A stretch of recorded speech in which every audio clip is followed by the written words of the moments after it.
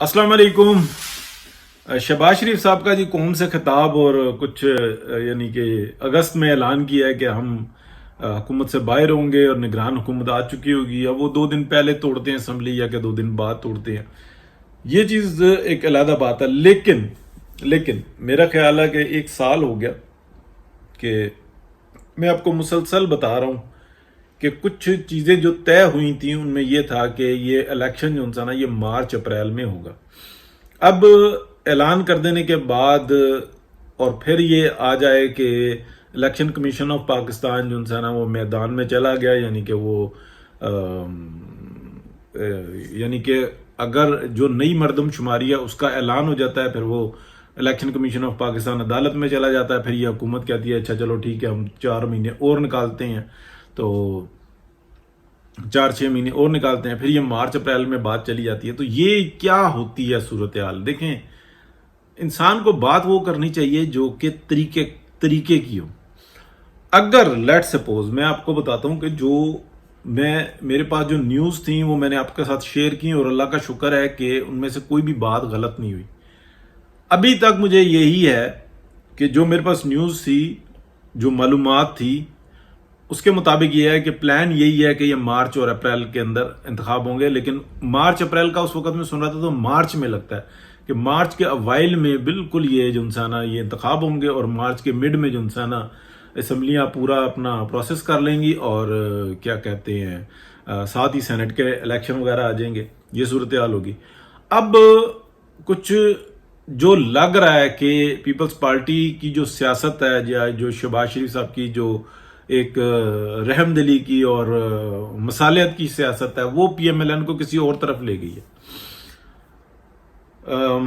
बिल्कुल वाज़े तौर पे मैं ये कहूं कि अगर इस सारे सिनेरियो के अंदर मियां मोहम्मद नवाज शरीफ को इलेक्शन प्रोसेस से बाहर रखा गया और एक दिन के लिए भी इस बंदियाल कोर्ट को जगह दे दी गई, तो बंदियाल कोर्ट को जगह दे दी गई यानी कि एक सिंगल दिन के लिए भी कि इंटरम गवर्नमेंट हुई तो काजी फाइज ईसा की इन्होंने ऐसी तैसी यानी कि उनको फारिग कर देना।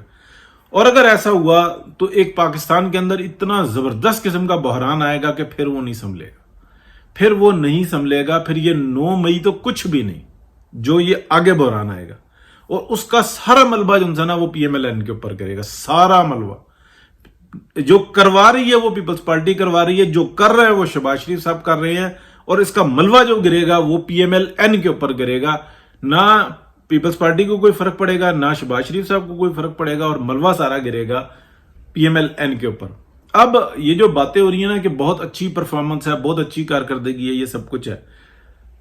अगर काजी फाइज ईसा को साइड किया जाता है तो जो सूरत हाल बनेगी वो अपनी जगह पे, लेकिन जो मियां शहबाज शरीफ साहब जो कर रहे हैं उसके बाद अगर इस प्रोसेस के अंदर यानी कि अगर आप ये समझें कि बंदियाल कोर्ट मौजूद है, हम ख्याल जजेस मौजूद हैं और ये पावर के अंदर हैं, और ये मियां नवाज शरीफ को इलेक्शन प्रोसेस में आने की इजाजत दे देंगे या अपना जो किया हुआ गंद है वो साफ करेंगे, तो ऐसा मुमकिन नहीं है। वो जिस हद तक गए हुए हैं वो ऐसा मुमकिन नहीं है। अगर ऐसी सूरत हाल होती है तो क्या मरीम नवाज शरीफ खामोश बैठेगी? फिर नहीं है खामोश बैठेगी। ये मैं बिल्कुल गारंटी के साथ कह रहा हूं कि ये वो गंद पड़ेगा कि जो संभाले नहीं संभलेगा। अब इतनी नेगेटिव बातें मैं मुसलसल कर रहा हूं, क्यों कर रहा हूं? बहुत सारे लोग हैं वो खाम ख्याली में पड़े हुए हैं कि नहीं ऐसा नहीं होगा वैसा नहीं होगा। सर, कौमें बर्बाद होती हैं, घर बर्बाद होते हैं, कबीले बर्बाद होते हैं, शहर बर्बाद होते हैं, इसी तरीके से होते हैं, यही अमाल होते हैं, यही तरीकेकार होते हैं। उनको नहीं संभाला जाता या तरीके से काम नहीं किया जाता तो ये सब कुछ ऐसा ही हो जाता है। मियां मोहम्मद नवाज शरीफ अगर उनकी नाअहली खत्म ना हो और वो पाकिस्तान आते हैं, पाकिस्तान आने के बाद अगर उनको अरेस्ट किया जाता है, इंटरम गवर्नमेंट होती है, शहबाज शरीफ साहब भड़ के आगे जो ना जाते हैं मेरा भाई, तो भजन फिर पप्पियां नहीं चलेंगी, फिर कुछ और चल जाएगा। और उनको इस चीज की परवाह नहीं है, वो जाते हैं, जो कुछ कर रहे हैं। मियां नवाज शरीफ ने हत्तल वसा जो कमिटमेंट की उसको पूरा किया। मैं आपको डेट्स, टाइम, हर चीज बता चुका کہ یہ کب سے جو نا یہ معاملات شروع ہوئے اور یہ کہاں تک پہنچے. اس دوران میں 3 دفعہ ایسی ہے، یعنی کہ ایک آپ اگست 2021 کو دیکھ لیں کہ مریم نواز شریف کا بالکل ٹویٹر اکاؤنٹ خاموش تھا، کوئی ملاقات نہیں تھی. میاں محمد نواز شریف بالکل کوئی ملاقات نہیں تھی.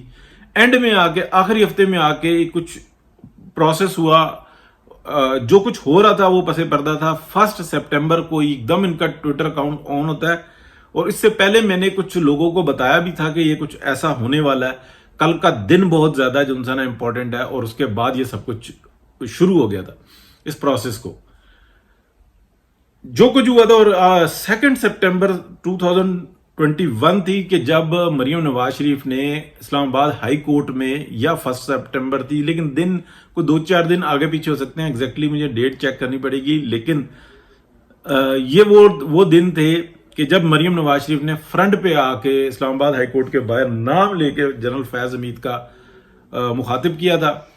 اور پس پردہ جو نا کہ کچھ اور آرڈرز ہوئے تھے کہ یہ اپارا سے معاملہ ختم کرو. اور جب یہ معاملہ جو ہے یہ آگے بڑھا ہے، یہ چیزیں آگے بڑھی ہیں، تو پھر جو نا مسائل بڑھے ہیں. یہ جو مریم نواز شریف جو اس وقت میں رکی ہوئی ہیں اور دیکھ رہے ہیں ہم کہ مڈل ایسٹ میں موجود ہیں، میاں صاحب کے ساتھ موجود ہیں. آئی تھنک وہ لنڈن بھی واپس جاتی ہیں میاں صاحب کے ساتھ، جو بھی صورتحال بنتی ہے، یا واپس آتی ہیں.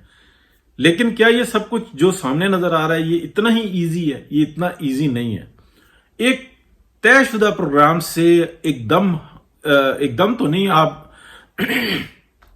ہٹنا اور ایک اپنے آپ کو گڈ بکس میں لکھوانا، ایک نیا ہائیبریڈ پروگرام جو نا اس کو ترتیب دینا، کیا وہ چل سکے گا؟ میرا خیال ہے کہ وہ ممکن نہیں ہے، اس لیے کہ اس کے اندر بہت ساری گارنٹیز موجود ہیں. اور وہ گارنٹیز جو ہیں نا جن کے ساتھ ہیں، وہ آپ کہہ لیں کہ میاں محمد نواز شریف ہیں. جب یہ معاملات ہوئے تھے اس وقت میں تو مجھے کوئی نہیں نظر آتا کہ شہباز شریف صاحب ہوں. ہاں اگر کوئی نظر آتا ہے تو اس کے اوپر مجھے 100% کانفیڈنس نہیں ہے، لیکن 80-70% کہ وہ شاہد خاقان عباسی ہیں، کہ جن کو ان چیزوں کا علم ہے کہ یہ کیا ہوا تھا، کس طریقے سے ہوا تھا. یہ تو جو شہباز شریف صاحب آئے ہیں، یہ آئے ہیں اپنا دسمبر 2021 کے اندر. انہوں نے چھال ماری ہے جب گارنٹی آ گئی. اور میاں صاحب تو شاہد خاقان عباسی کو وزیر اعظم بنانا چاہتے تھے، ان کو بریف بھی کیا ہوا تھا. تو بلاول نے اور زرداری صاحب نے پش کیا اور شہباز شریف صاحب بننے کے لیے تیار ہوئے تھے.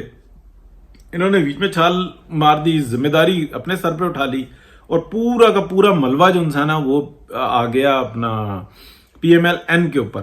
اس لیے کہ اسٹریٹجی ٹھیک نہیں تھی. ان پولیٹیکلی بالکل کمزور ہیں، بہترین ایڈمنسٹریٹر ہیں شہباز شریف صاحب، لیکن پولیٹیکلی انتہائی ویک ہے. تو وہی چیز ہم کو دیکھنے میں ملی کہ معاملہ جو نا وہ بگڑتا چلا گیا. اب جو کچھ ہو رہا ہے، جس طریقے سے اکانومی کے پروگرام بن رہے ہیں اور جس طریقے کی باتیں ہو رہی ہیں، تو اس کا مطلب یہ ہے کہ شہباز شریف صاحب کے ذہن میں یہ ہے کہ وہ نیکسٹ پرائم منسٹر بنیں گے اور وہ اس سارے پروگرام کو لے کے چلیں گے.